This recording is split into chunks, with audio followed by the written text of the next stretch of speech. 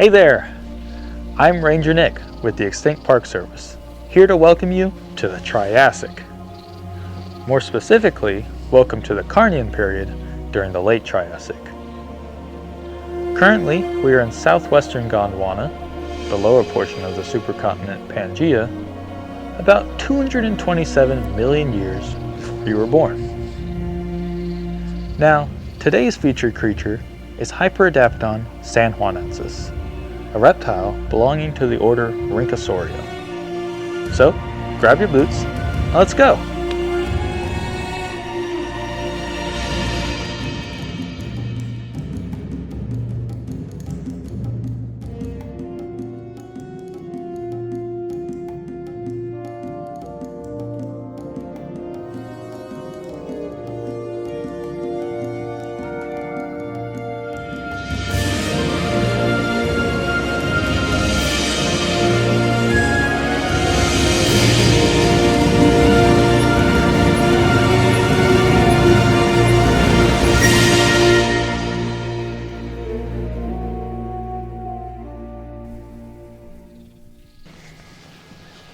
If this scene looks a bit alien to you, then you're not alone.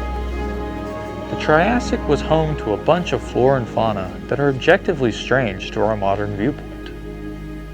But if you zoom in a little bit, you might find that maybe it's not all that different. The Carnian period is a time known for its extremes, particularly in regards to the weather. Due to the mega monsoon that covers much of Pangaea, this region is tossed between the exceptionally dry winters and incredibly wet summers.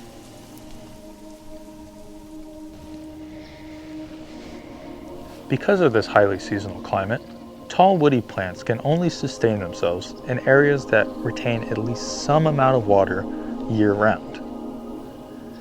This small offshoot from the main river seems to be a good example of that.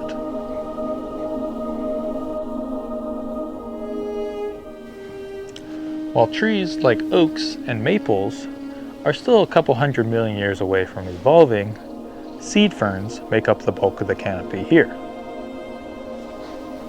This one right here is Dichroidium odontopteroides, and they have these neat little forked leaves that will soon litter the ground as they're dropped in preparation for the coming winter.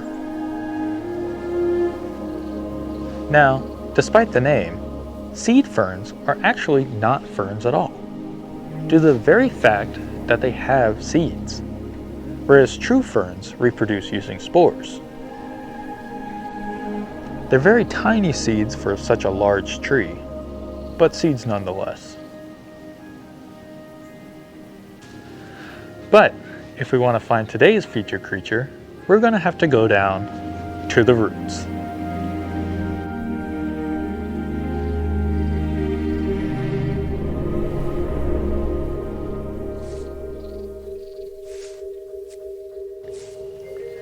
While this Hyperodapedon certainly lacks the height to reach the fresh leaves on this young Dichroidium, it is not dissuaded from making this plant its meal.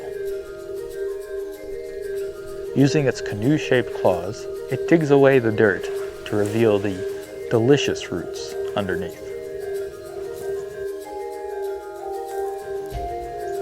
For you and me, gnawing on this root would take quite an effort. However, a keratin beak and grinding tooth plates make sure this guy has no trouble breaking into or breaking down his dinner. Sometimes though, when in the mood for something a bit meatier, Hyperodapedon will hang out by the water.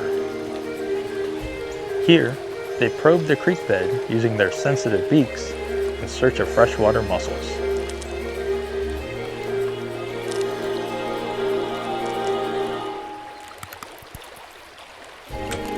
With a swift crack of the shell, they earn their prize.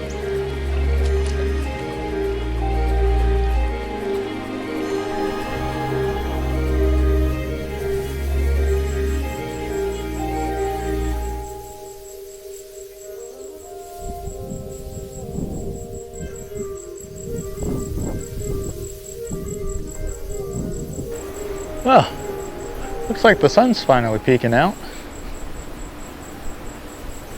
And it seems like no one's trying to miss out on the last rays of the day.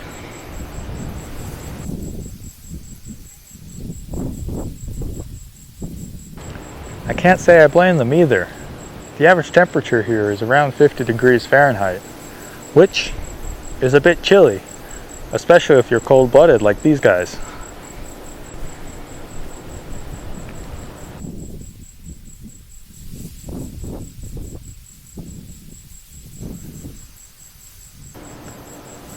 And while it's really neat to see all the Hyperodapedon basking together, we do have to be careful, because large gatherings have the tendency to attract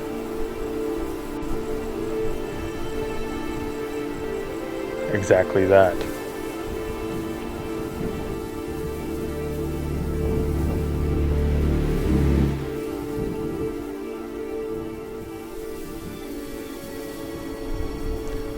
Herrerasaurus ischiquelastensis, a bipedal carnivorous dinosaur.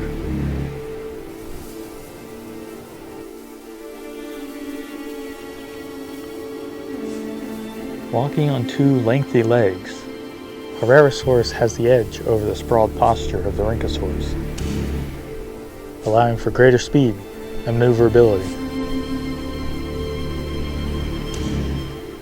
Its only real concern is deciding which one to go after.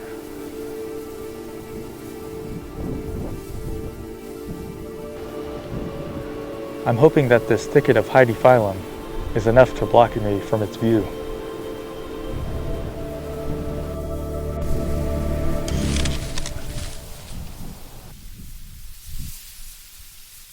Oh, dung.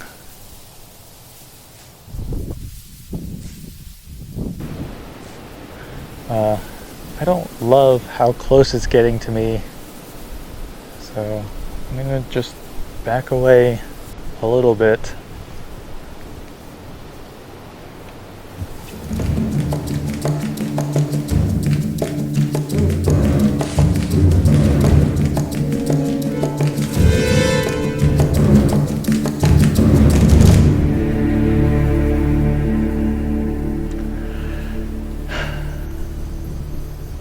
Well, that was uncomfortable.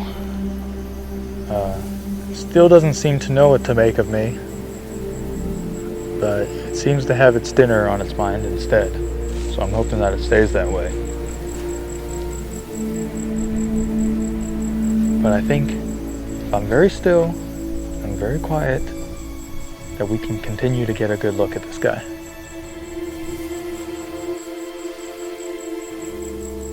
If you look, Herrerasaurus has relatively long arms compared to its body size, and they're tipped with these large claws, perfect for grabbing small prey.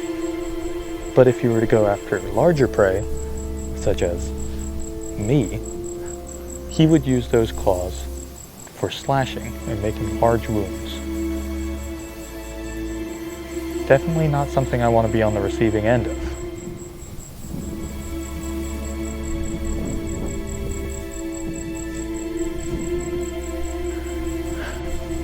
Well, looks like he got tired of me staring at him.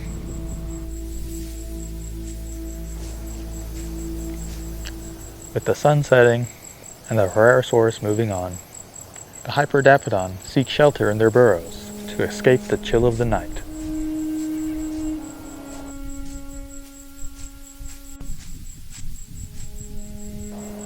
And I think it's about time I do the same.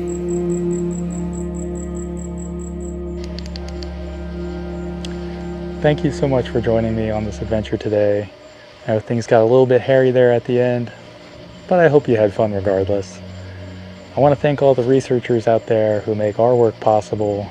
Their work will be cited at the end of this video. I highly recommend you go take a look.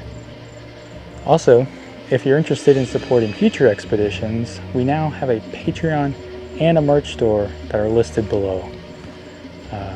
We truly appreciate all your love and support.